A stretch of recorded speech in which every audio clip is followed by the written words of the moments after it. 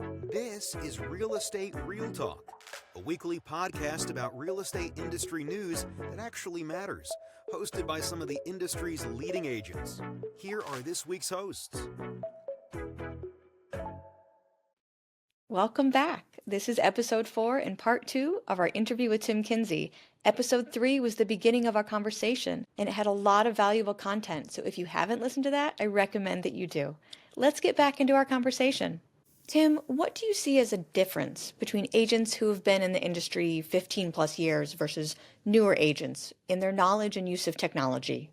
I feel like, obviously younger generations they grew up with technology, so they're way more comfortable with interfacing with it. So it could be really easy to start like having a conversation about which one's right or which one's better or whatever like that. But yeah, younger generation is always excited and way more in tune with the emerging and future technologies. And so I think that younger folks are certainly using it more. And I think that, the truth is that they're using it wise. I wouldn't say your average person, vast majority of people, they're not reckless with this stuff, but they may be a little bit too willing to adopt and outsource the stuff that we've been talking about here. Whereas maybe the older guard of agents don't fully recognize how it can help them. And this is a very personal decision, but until your decisions start impacting your clients negatively and like demonstrably negatively, then you don't necessarily have to engage these technologies. It's not at that point yet where you're at a clear disadvantage listing a house because your agent didn't use AI. Like that's kind of crazy to suggest right now. And I also have a really unique insight because I'm 40, I turned 40 this year. And I've been an agent since I was 25 years old. And for the longest time, I was the youngest person at my company, like for the longest time. And now it's kind of interesting because I'm toward the older end of my company just 15 years later. And something that I try to impress upon some of our agents that might be in their 50s or 60s is that there is a way for them to, even though it's a new technology, it's a technology that's actually quite simple to utilize, implement. And so some of these folks don't necessarily have the greatest typing skills, for instance, and putting together some type of like white paper draft about whatever the heck they're researching might take them way longer than it needs to. And if they just sort of used AI to give them a head start on structure, then they could save so much time. And I know a lot of folks that will agonize over an email, like really agonize over the email instead of just maybe the old adage that, perfect is the enemy of good. And, AI is a really simple way to get to good results, especially in basic interactions where there's not a lot of stakes, and there are some really basic things that you could teach folks to kind of alter and clean it up so that it's not very obviously AI, because that could come off as insincere or pretty disrespectful to somebody too. So you asked this earlier, and I don't even do this. So this is full blown BS at this point, but like maybe it makes sense to have some type of like general part of your email signature that says AI may have been used to produce some of the content in this message. I don't know. I think that at a certain point, I would be foolish to suggest that you should disclose at all times, anytime. It's like, well, at what point did you read an article that was written by AI and now some of your core beliefs are based off of when does it end? So it's just, I think it's common sense. If you're dealing with a situation that could have inaccuracies or maybe don't represent your own sort of accurately, maybe, and by not maybe, I mean, you should absolutely disclose something, but at a certain point, you got to get off that ride, I'm not sure if that's contradicting something I've said before, but I think you understand the spirit of what I'm saying is there's a time and a place. I feel like there's some sort of equilibrium or optimum use case for AI where anything less than that is probably costing you time and anything more than that is probably costing integrity or creating risk. And there's a delta that exists that actually makes the most sense. And it's obviously moving as time goes on, but figuring out where that is for you personally and balancing that against what you think is correct ethically and morally and professionally is probably something worth figuring out and then acting accordingly. And on accident, I think I just figured out something I would want to teach would be that concept. That's a really convoluted thing, but I think like that makes a lot of sense. Absolutely. That's a great idea. One thing that we haven't touched on yet, how should agents think about protecting client data when using AI? With advancements in technology, it's a huge responsibility.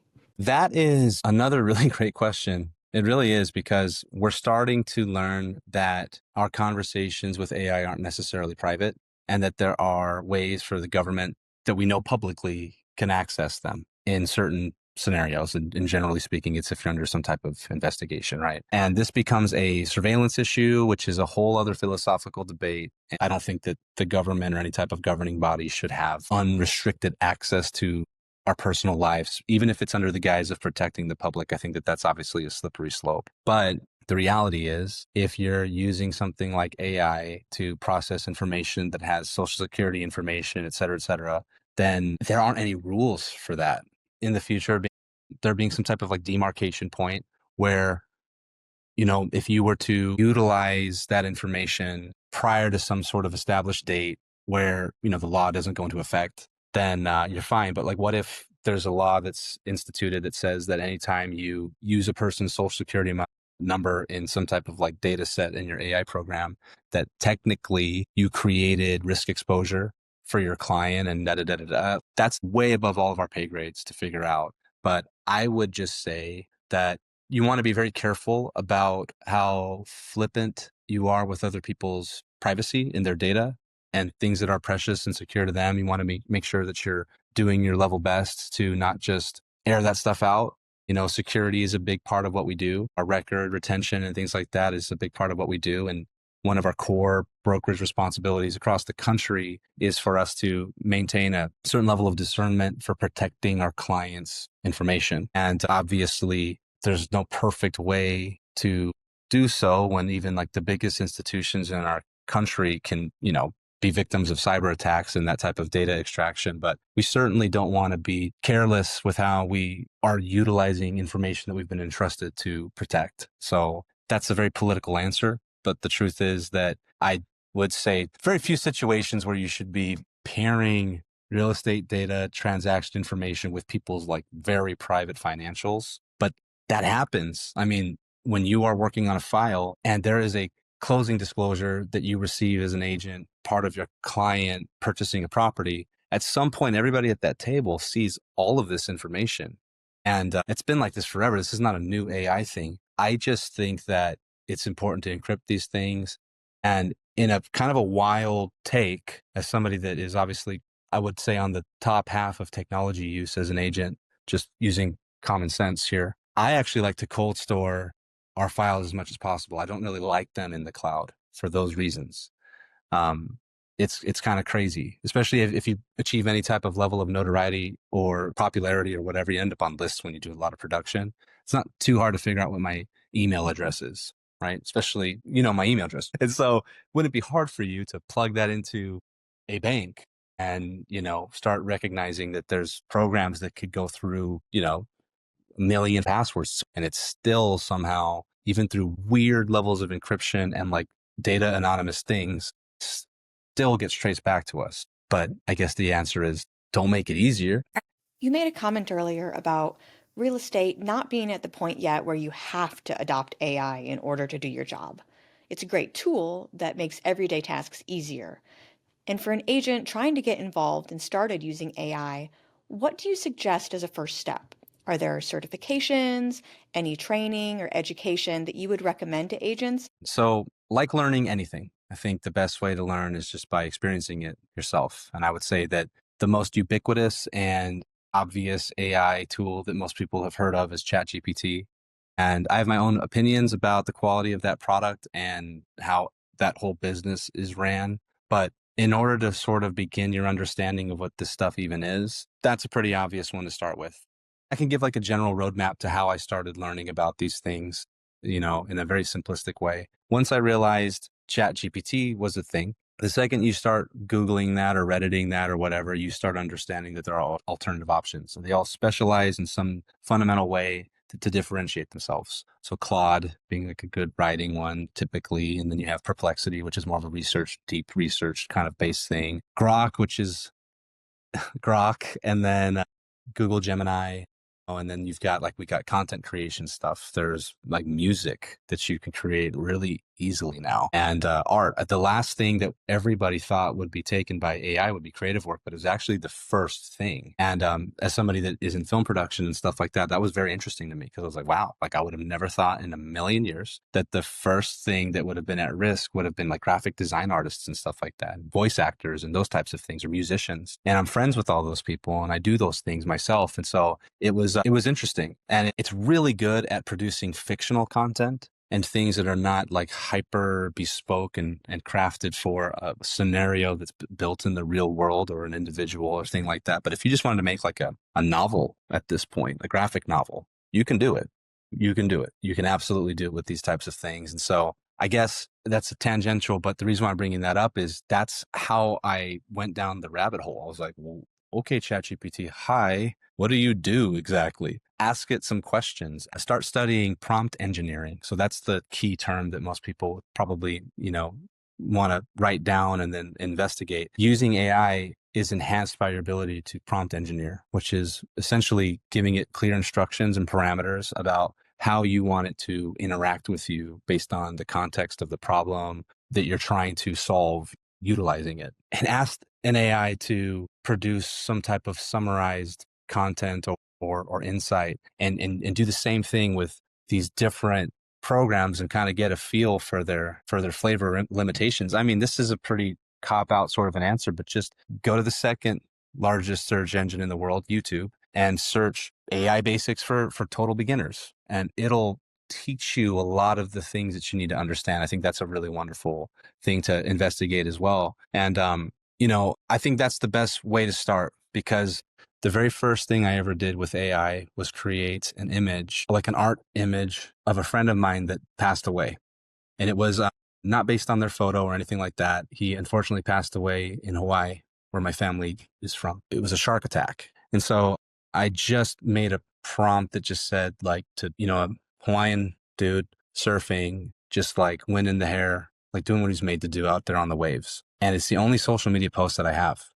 I've never even shared this with anybody before. This was like 2 years ago. And he passed away like right at like New Year's Eve. It was really horrible. And I just put that on there, no context, no nothing. That's what it was. And once I made that, I realized that, oh my God, there's like an emotional attachment that this thing can create. Like it can move you emotionally. And then I started realizing that truly lonely people might start developing relationships, or like in a potentially really scary way, using it as a therapist or something. Just one of those things where it's just a boundless sort of genie that we can't put back in the bottle. And there are a lot of people that are scared about it because we have no way of controlling this thing. And there seems to be no real interest in trying to create safety measures for how we develop this. And so people go to Terminator scenarios and the Matrix and stuff. At the end of the day, no matter what your opinion is about the technology, I think that the first thing that you have to do is understand it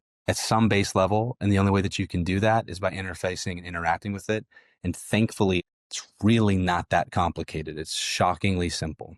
And my own parents, who are not tech savvy at all, were able to start messing around with it in less than a day, get really excited about this thing they did with the AI. And it's cool. It's really cool.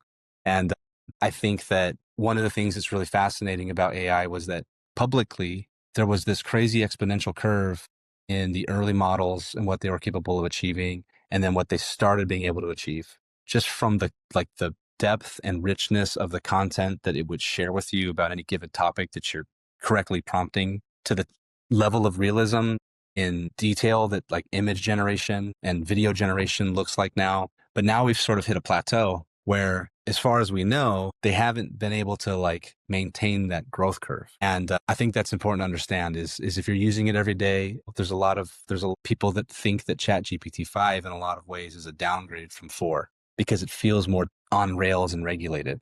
You have to be familiar with it to understand how it's shifting and changing. And in the meantime, it is useful. It's very useful. As an agent, do you value real-world education versus education you can get from technology, like typing a question into ChatGPT? And do you think that the days of investing in higher education are becoming obsolete for people in real estate? Or do you think there will always be value in real-world experiences that AI cannot provide? We could talk about this for days. And if we do need time, if there are the things that are important, if you find value in this conversation, there's so many things that are worth getting into. But that question, if you'll indulge me, is something that I'm going to get kind of deeply philosophical about, because it's something that I contemplate regularly as a father to a 12-year-old girl and a 10-year-old boy who are both very brilliant. Like, statistically, they're awesome. And I know that I'm a dad, and every dad, obviously, we all love our children an infinite amount, but something that I'm really cognizant about as a father, preparing them to get out there and live the life that they are dreaming to live, is the ability to educate themselves. And I dropped out of college, and I'm a stone cold entrepreneur, always have been. I live in an environment where my wife, she's a dietitian, but my wife is, I would say, more on the academic sort of side of things. And it's really interesting. I say that to say that she is obviously, like the rest of us, observing that there are very real limitations to the education system, just in general. For one, before you get into political ideology or anything like that, it's just very difficult to create any type of like education system that serves individuals at their highest potential. It's not made to do that. It's made to teach to a common denominator. And there are goals inherent to making sure that as many people can sort of meet the standard as possible. I think fundamentally, I'm not like against education in the school system. That's crazy. But obviously, on an individualized basis, it's suboptimal. And so there are things, in theory, if we could ever get to the point where we could fully trust AI, where it becomes a private tutor. Like, I don't think it's a stretch of the imagination to understand that AI has the ability, assuming it's correct, right? It's a whole other can of worms. Or, it becomes a way to interact with the internet in an entirely new way. At some point around the mid-teens of the 2000s, it's been pretty clear that a lot of the information on the internet is redundant and bot generated. The internet isn't the collection of the best information and the most true, capital T true insights from the best of us. It's a collection of all of it. A lot of people think that the internet is the sum knowledge of like human existence, but there's a lot of like bot stuff like in the internet in general. There is a degree of inherent limitation in having a conversation with the internet because you're operating under the assumption that it is telling you the true nature of a thing. And obviously that's not true. That can't possibly be a thing. And then the other part of this is where this is going to get really crazy. Over time, AI gets to know you, and it gets to a point where it's more in tune with your communication style and habits. And is that a good thing? I don't think that's a good thing. I think that one of the worst things about the internet and social media is that it becomes an echo chamber. And these companies figure out that we like to hear the things that we like, whether or not they're correct, whether or not they're beneficial or helpful to us. It just tells us the thing that's going to release the dopamine that's going to keep us engaged to continue to use it. So what if you have an education system based on helping you feel like you've got some really incredible level of insight that's just simply not true? And I'll be the first to raise my hand and say that there was a time in the infancy of ChatGPT where I'd have conversation with it, and I was convinced that I was a genius. I was like, wow. I just asked ChatGPT to tell me the core principles of the most fundamentally successful entrepreneurs. And guess what? I got them all. And I was like, yes, I guess that just means that I'm the man. And then I realized that that's how stupid, that's how foolish a person can be. They could be lulled into that trap. You just have to develop a certain level of discernment, with what these things are doing. And that only comes from the experience of utilizing them. So to answer the question, do I think that there's a paradigm shift happening in education? Do I think it's necessary? Oh, always. I think that everything, including what I do for a living and how I engage the world, parenting, anything, coaching, we do a lot of coaching stuff, can always improve. You should try and strive to improve. The worst day in the world is when you think you figured it all out. This is pretty cliche, but as we get older, don't we realize that the more we live, the less we truly understand? And I think that education is a wonderful opportunity to not just learn about a subject, but to learn about ourselves. Something that I was working on before our interview today was I'm developing essentially a checks and balances system for me to recognize whether or not I'm being influenced by things that are shifting my perception of a topic or a course of action, and trying to align myself with what I believe. I want to try to stay true to my own set of standards that I've established in my life. And you'd think that'd be kind of easy, but there's a lot of gray areas in life. And I'm trying to figure out a way for me to recognize when those gray areas happen and then try to act according to a set of principles that I have faith in, rather than just trying to engineer and think too much, trying to think less as time goes on. That doesn't mean produce less or create less. It just means there's a lot of wasteful thought energy and cyclical sort of patterns of reasoning that we can go through that I feel like we need to stop. And I say all of that to say that there is, again, some type of combination of private tutoring and personal experience. And there's something really beautiful about being in an academic organization with your peers that all had to earn their right to go to that institution and study these things, and the shared passion that people would have in that scenario. And in the context of real estate, that's where like the right brokerage comes into play. I mean, every brokerage, people should really look at them in the context of a culture. I don't care what it is. It's really like a team. If you think about it from like a sports dynamic, the most successful teams have a culture, and they attract and retain certain types of personalities and certain types of goal sets and viewpoints. And it's important for you to join a situation like that so that you have that camaraderie, so that you are pulling in the same direction, so to speak. But then you also have to work on your craft when you kind of, metaphorically leave the gym. What are you doing yourself? And how much of that is supplemented with a private coach that gives you like a one-on-one perspective from a completely different angle? And how much investigation are you looking into at the history of your craft? On the road to mastery, the world becomes your library. And that's something that Kobe Bryant talked about. He said, when you've identified your craft in life, the world becomes your library, and you're using every available life experience, whether it's structurized informal education or street smarts or whatever you're going through, to perfect what it is you're trying to achieve. I just think that until our biology shifts and we're like true cyborgs or something, or there's Neuralink chips in our minds or something that allow us to just instantaneously interface that type of stuff, I think that there's always going to be a healthy balance. Another really interesting thing about AI that nobody's asked me yet, where the intersection of blockchain technology and AI hit each other. That's a whole other can of worms. But I think that the blockchain conversation is, and you'll find very few people in this industry have the first clue about what blockchain technology even is. They just think about it in the context of cryptocurrencies. They don't understand like what blockchain is. That's the technology that I think is going to have the biggest upheaval in the industry. I don't think it's AI. I know it's not AI, not in the foreseeable future. It's blockchain. Blockchain will change so much stuff. It's just absolutely insane. And I did a CRS article about that like 3 or 4 years ago, like way early. And it was like during the crypto boom where all of our friends were buying Shiba Inu tokens and Dogecoin and all this other stuff. And like things were just going parabolic.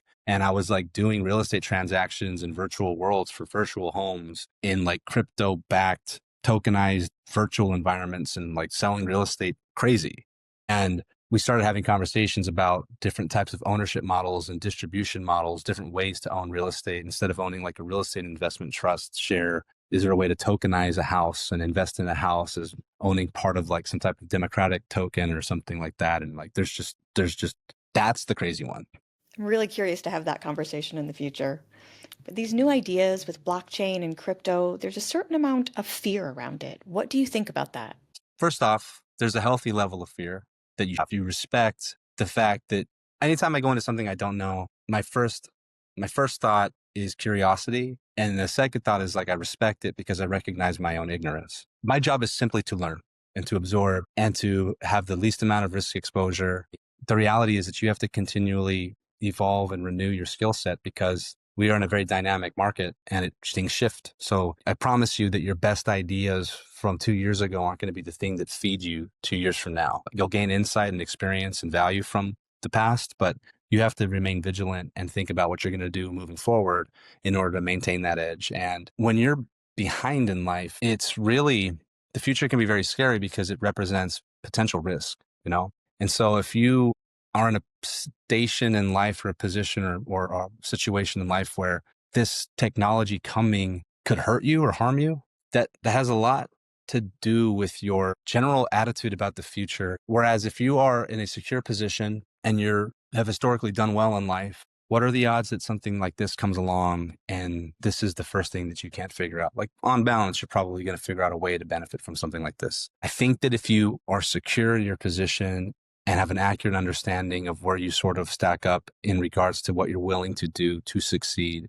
morally, ethically, from like just like a pure drive factor standpoint, this is something that's exciting. And obviously there are going to be challenges, but the future represents promise and potential. And if you don't have that mindset or that feeling intrinsically, then of course this is scary, right? So don't think too much about the external forces and think a little bit more about the internal. This is something that I am continually trying to teach people in my life, is in the context of teaching football players or volleyball players or business owners, or if we're doing film stuff, or we're doing agency stuff, or working with clients. It's like, you know what? I feel really good about the future because problems are ubiquitous. Problems never go away, but they also represent opportunities. And if you are sort of mentally wired the right way and you're doing things properly, you're going to figure out a way to maximize the opportunities. So think a little bit about that. And a shortcut that you can do to make sure that you experience less anxiety with this or anything else is just spend time with it and educate yourself and talk to people that you admire from a variety of walks that are utilizing this and get their perspectives and make your own decisions. Don't just talk to the ones that like it, talk to the ones that hate it. Tim, I'm really grateful that you joined us. It was a super valuable and refreshing perspective on AI. Thanks for listening to Real Estate Real Talk. If you like what you just heard, we hope you'll pass along our web address, crs.com/realtalk, to your friends and colleagues. Please leave us a positive review wherever you listen to our podcast, and be sure to check out our archive section on our website for previous episodes. This has been a Residential Real Estate Council production. Join us next time for another edition of Real Estate Real Talk.